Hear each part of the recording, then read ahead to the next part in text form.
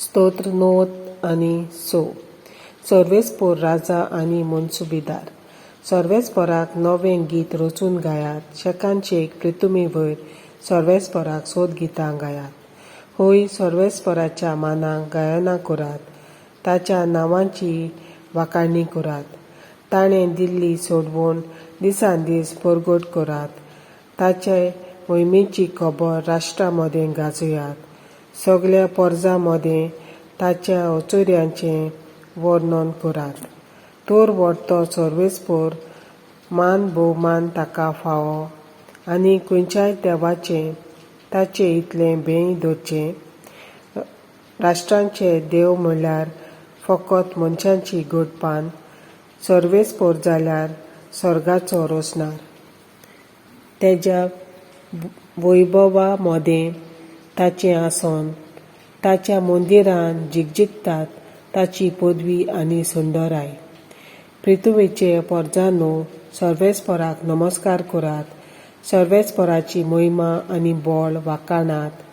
ताच्या नांवांची व्हडवीक वळखून सर्वेस्पोराचें वंदन करात. दानां काणिको घेवन येयात. मंदिराच्या आंगणांत भितर सरात. ताच्या पवित्र मंदिरांत सर्वेस्पोराक नमस्कार करात. सगळे प्रितुमे भिवन कांपून ताचे मुखार राव. सर्वेस्पोर एकलोच राजा हो उद्गार राष्ट्रा मदें गाजयात. संवसार ताणें आपल्या जाग्यार थीर करून दवरला. न्याय नितीन तो पोरजांचेर राजवट चलयतलो.